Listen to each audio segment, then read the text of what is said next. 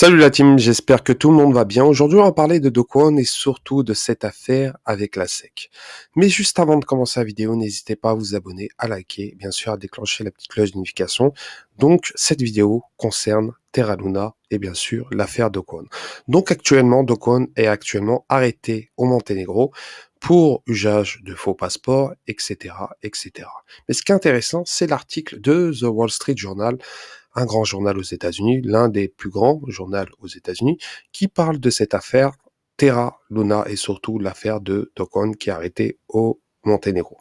Donc les avocats de Do Kwon affirment que l'agence, indirectement la SEC, n'a pas réussi à prouver qu'il a fraudé des investisseurs. Donc les avocats rejettent actuellement l'allégation de fraude de la SEC. Et bien sûr, ça parle de tout ça.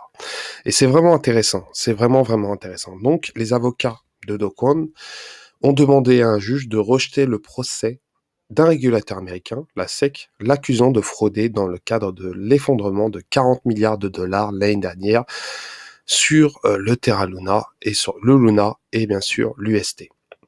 Bien sûr, dans le dossier judiciaire vendredi soir, les avocats de M. Do Kwon ont déclaré que la Security Exchange Commission avait outrepassé ses pouvoirs lorsqu'elle avait poursuivi lui et sa société Terraform Labs et qui, bien sûr, qui n'ont pas réussi à prouver qu'il avait fraudé des investisseurs américains. Donc actuellement, la SEC, avec tout ce tapage médiatique, on a pu voir, donc vous avez tout plein de vidéos sur YouTube qui parlent du Terra Luna et de l'affaire Do Kwon, sans fondement réellement. Et ce qui est intéressant, c'est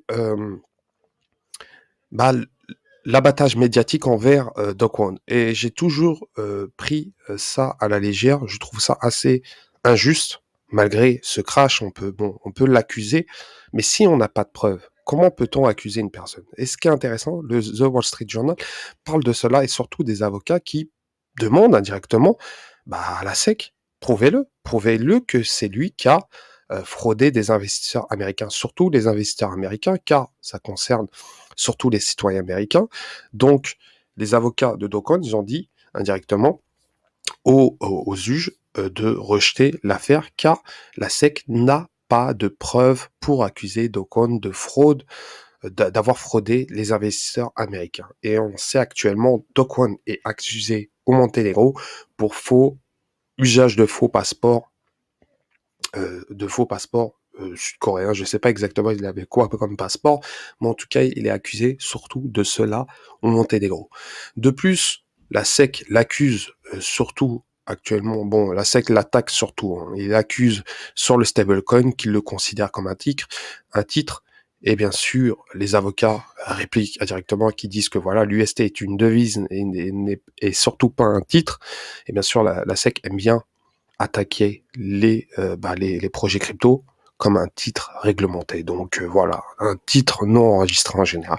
Et bien sûr, aussi, il y a aussi les avocats qui parlent de les allégations de la SEC envers Do Kwon qui avait indirectement, soi-disant, menti entre la blockchain Terra et bien sûr la technologie, l'application de paiement sud-coréenne. Donc la SEC accuse Do Kwon d'avoir menti les liens entre l'application de paiement sud-coréenne et bien sûr Terra Luna. Donc, c'est vraiment quelque chose d'assez extraordinaire. La SEC est en train de faire littéralement la guerre aux crypto-monnaies et surtout, depuis l'affaire du crash de l'UST, on peut voir que la SEC attaque tout et n'importe quoi sans avoir de preuves. Et là, on est sur une affaire assez extraordinaire. Donc, la SEC accuse Do Kwon. Il y a le gouvernement américain qui veut l'extrader aux États-Unis directement pour le juger, pour lui mettre la totale. Mais en tout cas, actuellement, le régulateur, la SEC, n'a aucune preuve de prouver que Do Kwon qu'a indirectement que Do Kwon et Terraform Labs a fraudé des investisseurs américains. Donc c'est vraiment assez hallucinant.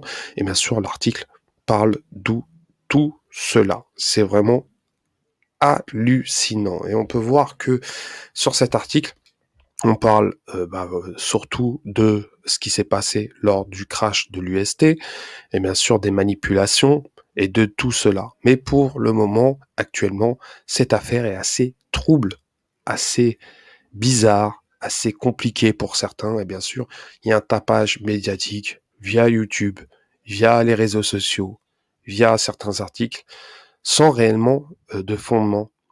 Et ça, je trouve ça assez triste que la plupart parlent de l'affaire Terra Luna sans prendre en compte que on ne peut pas juger une personne sans avoir de preuves à 100%. J'ai toujours pris ça au sérieux, donc je trouve ça assez hallucinant et ça prouve que l'affaire est en train c'est en train de changer, c'est en train de littéralement changer.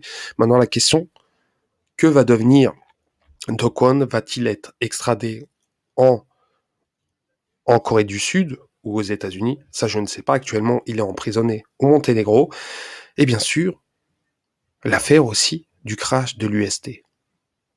Si Do Kwon n'est pas accusé de fraude, d'avoir fraudé des investisseurs américains, bah qui est derrière tout cela alors? C'est ça la question. C'est ça la vraie et réelle question. Qui est derrière ce crash qu'est Terra Luna? En tout cas, l'article de Wall Street Journal, je vous conseille de le lire. C'est le Wall Street Journal, c'est pas un blog, c'est un journal sérieux. Et voilà. Donc voilà. Je vous dis, n'hésitez pas à liker, à déclencher la petite cloche de notification et bien sûr à laisser un commentaire concernant cette affaire Terra Luna. Et je vous dis à la prochaine. Ciao, ciao.